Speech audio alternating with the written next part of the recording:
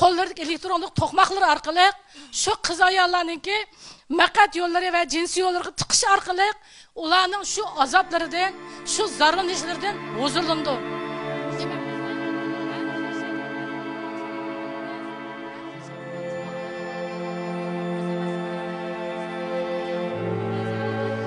Men vatanimiz Sharq Turkiston shu Urumchi shahrida ta'sis qilingan Sanfangodagi erlar kampusida 2017-yili 3-oydan boshlab 9-oygacha 6 oy shu yerda Xitoy hukumatiniki majburlashi bilan ashada Xitoy tili darsi o'tdim va bu dars o'tish jarayonida nurg'unlagan eg'ir dafsanchilikka, inson qabul qilib bo'lmaydigan darajadagi zulmatlarga shohid bo'ldim. Bu yerdagi tutqunlar intayin dahshatli yashaydi. Xitoy soqchilari ularni odam qatorida ko'maydi. U tutqunlarning kameralari quruq simot yotadi. Har bir kamerada 40 dan 50 kicha tutqun yashaydi. Ular har kunligi, har vaqt bir taldan Xitoy momisi bilan quruq sho'girisi ichadi. Undan sirt yana tuvadiklar chiqish uchun har kunligi 3 vaqt faqat 1 minutlan vaqti bor. Ham bular atalmış sinfga kirib chiqish jarayonida putqollarda zanjir kishan. Yani bu yer qurilgan qiz ayollar kampusi 6 qavatlik balkonsiz bino bo'lib, bu yer tutib kelinganlar 18 yoshdan 40 yoshgacha 90% mushlarni egallaydi. Qolganlari 40 yoshdan yuqori, hatto 70 yoshga ayollar bor.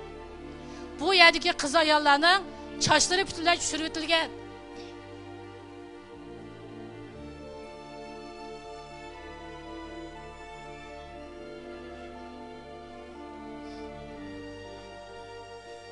Ularning kechiringlar.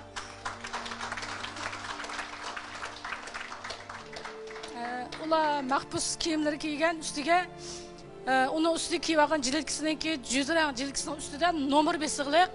Chunki ularning ismlarini atashga, paranglashishga qat'iy bo'lmaydi, faqat nomerni chaqirish kerak.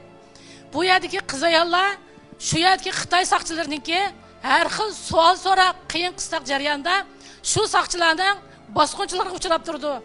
Hattoki navbatlish bosqinchilik qilgandan keyinki qo'llardagi elektronlik to'qmoqlar orqali shu qiz ayollarningki maqat yo'llari va jinsiy yo'llarga tiqish orqali ularning shu azoblaridan, shu zararlanishlardan huzurlandi.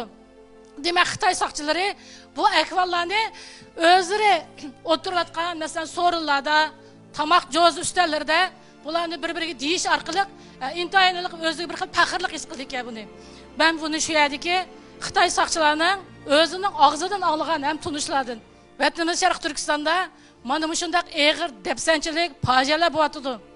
Men shu qiz ayollar kampusiga borgan vaqtimda, borgan kunimlar bu qiz ayollarniki 18 yosh, 20 yosh atrofidagi bir yosh qizning odat to'xtatish hukumi urgandan keyin 2 oyga yaqin odat to'xtamay qansirab o'lib ketganini o'z ko'zimda ko'rgan. Uni ishga harbiydan zambil olib chiqib qo'yganini men ko'rgan.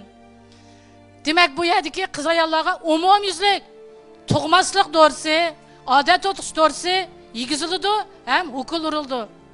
Kamp ichidagi qiz ayollar mushunda eg'ir dafsanchilik zulmlardan sirt yana kamp sirtidagi bir qism shakli qolib qolgan, hayot qolgan ayollarmi bundaq dafsanchilikdan qutulg'un yo'q.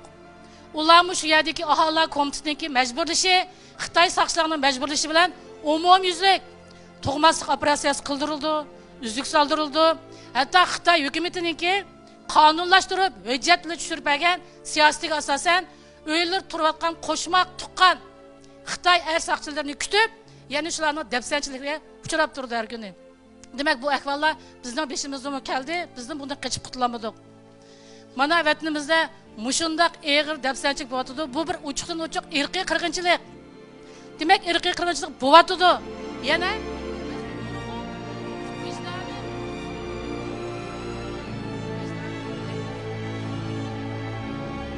insonlikdan chiqqan bir qism kishilar yana mushundan qarab turib ko'z yumbatdimiz.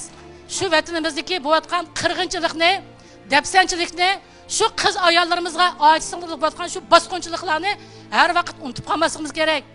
Cho'qim har vaqt bu inqilobni kurashni bir kunmi to'xtab qolmasligimiz kerak. To'xtab qo'ymasligimiz kerak ham.